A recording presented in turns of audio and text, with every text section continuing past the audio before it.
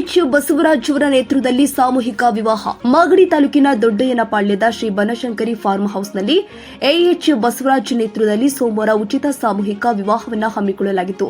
ದಿವ್ಯ ಸಾನ್ನಿಧ್ಯ ವಹಿಸಿದ ಭಕ್ತ ಮುನೇಶ್ವರ ಕ್ಷೇತ್ರದ ಶ್ರೀ ರಂಗನಾಥಾನಂದ ಸ್ವಾಮೀಜಿ ಮಾತನಾಡಿ, ಹಿಂದುಳಿದ ಕುಟುಂಬಗಳಿಗೆ ಮದುವೆ ಕಬ್ಬಿಣದ ಕಡಲೆ ಇದ್ದಂತೆ.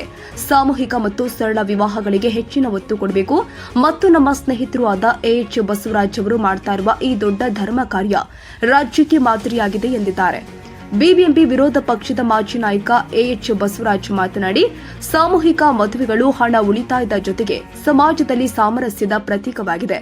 ದುಬಾರಿ ಕಾಲದಲ್ಲಿ ಮನೆ ಕಟ್ಟುವುದು, ಮದುವೆ ಮಾಡುವುದು ಬಹಳ ಕಷ್ಟ.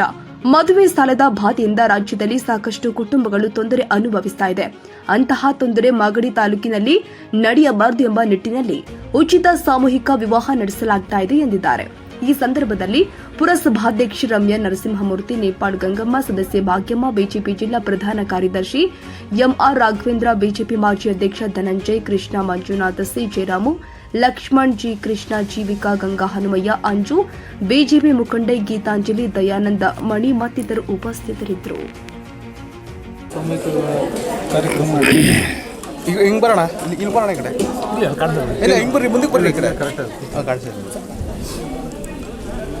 ಕಾರ್ತಿಕ ಮಾಸದ 3ನೇ ವಾರ ಇವತ್ತು ತಾಯಿ ಬನಶಂಕರಮ್ಮನ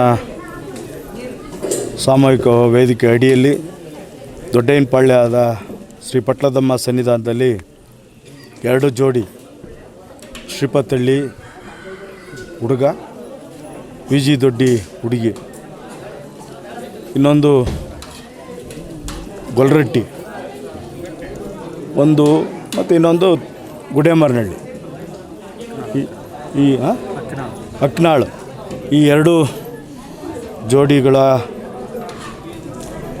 ಸರಳವಾಗಿ ಸಾಮೂಹಿಕ ಮಾಡಬೇಕು ಅಂತೇಳಿ ಶ್ರೀಪತಳ್ಳಿದು ತಿಗಳರಪಾಳ್ಯ ರಾಜಣ್ಣ, ಟೈಲರ್ ರಾಜಣ್ಣ ನಾನು ದೂರವಾಣಿ ಮುಖಾಂತರ ಮಾತಾಡಿದ್ರು. ಇನ್ನೊಂದು ಜುಟ್ನಹಳ್ಳಿ ಗಂಗಣ್ಣ ಅವ್ರು ಮಾತಾಡಿದ್ರು. ಅವ್ರಿಗೆ ನಾನು ಮೊದಲನೇದಾಗಿ ಅಭಿನಂದನೆ ಸಲ್ಲಿಸ್ತೀನಿ. ಇಂಥ ಒಂದು ಸಮಾಜದಲ್ಲಿ ಬಡತನ ಮಧ್ಯಮ ರೇಖೆಯಲ್ಲಿರ್ತಕ್ಕಂಥವ್ರನ್ನ ನಮ್ಮ ಕೈಲಾಗಲಿಲ್ಲ ಅಂದರೂ ಸಹಿತ ಬೇರೆಯವ್ರ ಕೈಯಿಂದ ಆದರೂ ಸಹಿತ ಹಿರಿಯರು ಒಂದು ಮಾತು ಹೇಳ್ತಾರೆ, ನಮ್ಮ ಮನೆಯಲ್ಲಿ ಊಟ ಇಲ್ಲ ಅಂದರೆ ಊಟದ ಮನೆ ಆದರೂ ತೋರಿಸ್ಬೇಕು ಅಂತ. ಅವರಿಬ್ಬರಿಗೆ ನಾನು ಇವತ್ತು ಅಭಿನಂದನೆ ಸಲ್ಲಿಸ್ತೇನೆ. ಅವರಿಬ್ಬರು 2 ಸತ್ಕಾರ್ಯಕ್ಕೆ ಸಾಕಾರ ಮಾಡಿದ್ದಾರೆ. ಅದೇ ಒಂದು ಆದಿಯಲ್ಲಿ ನಮ್ಮ ಮಾಗಡಿಯ ಹೆಣ್ಮಗಳು 12 ವರ್ಷ ತಾಲೂಕು ಬಿಟ್ಟು ಸಹಜ ಮದುವೆ ಆಗಬೇಕಾದ್ರೆ ಸಮಾಜದಲ್ಲೇ ಆಗಬೇಕು ಅಂತ ಇದೆ. ಆದರೆ ಅನಿವಾರ್ಯ, ಅವರ ಹಣೆ ಬರ. ನೇಪಾಳಿ